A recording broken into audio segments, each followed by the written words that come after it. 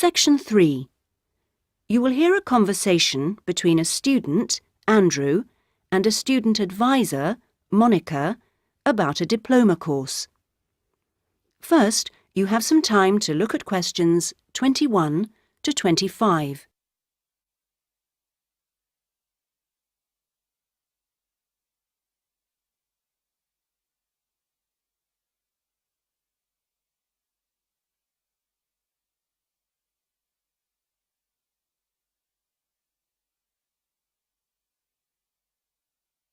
Now listen carefully and answer questions 21 to 25. Excuse me, I was told to come here for advice about management diploma courses. You've certainly come to the right place. Hi, my name is Monica. Nice to meet you. My name is Andrew Harris. So, Andrew, have you seen our diploma course prospectus yet? Yes, I've already looked at it. In fact, I thought the information on course content was really useful. But I'm afraid I'm a bit confused by all the different ways you can do the course. Full-time intensive, part-time, and so on. Well, let's see if I can help. I think each course type has its advantages and disadvantages, so it really depends on you, your own study habits, and your financial circumstances, of course. Are you working at the moment? Yes, I've been working in the administration section of the local hospital for the last 3 years. And before that, I worked in the office of a computer engineering company for 2 years. So I've got about 5 years of relevant work experience. And what I'm hoping to focus on is personnel management. I see. And are you planning to leave your current job to study, or are you thinking about just taking a year off? I want to know what my options are, really. I don't want to quit my job or anything, and my employers are keen for me to get some more qualifications, but obviously it would be better if I could do a course without taking too much time away from work. Right. So you don't really want to do the full-time course, then? No, not really.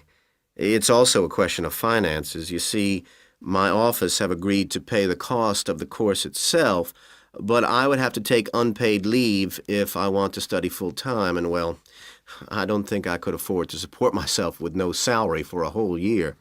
OK. Well, you have two other possibilities. You could either do the part-time course, that would be over 2 years, and you wouldn't have to take any time off work, or you could do what we call a modular course. You could do that in 18 months if you wanted, or longer. It's quite flexible, and it would be up to you. So what does the part-time course involve? For that, you would join an evening class and have a lecture twice a week. Then you'd have to attend a seminar or discussion workshop 1 weekend a month. What kind of coursework would I have to do? Well, it's a mixture. You'd be expected to write an essay each month, which counts towards your final assessment. You have a case study to do by the end of the course, which might involve doing a survey or something like that. And also you need to hand in a short report every 4 weeks. So that's quite a lot of work then, on top of working every day. It sounds like a lot of studying, and really tiring. Yeah, you certainly wouldn't have much free time. Before you hear the rest of the conversation, you have some time to look at questions 26 to 30.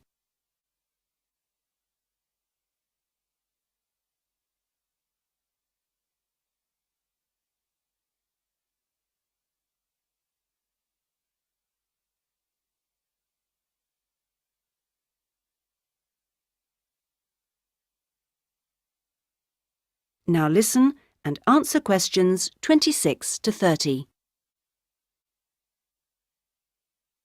What about the modular course? What would I have to do for that? Well, that's where you get the opportunity to study full-time for short periods. That way you can cover a lot of coursework and attend lectures and seminars during the day. And each module lasts for 1 term, say about 12 weeks at a time. There are obvious advantages in this. The main one being that you can study in a much more intensive way, which suits some people much better. And how many of these modules would I have to do to get the diploma?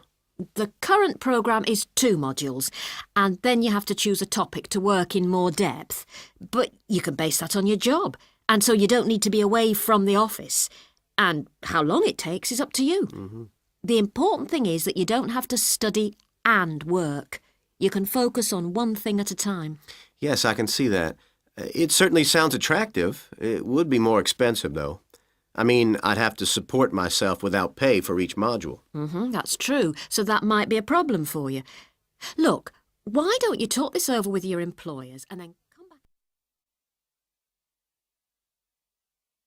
That is the end of section 3. You now have half a minute to check your answers.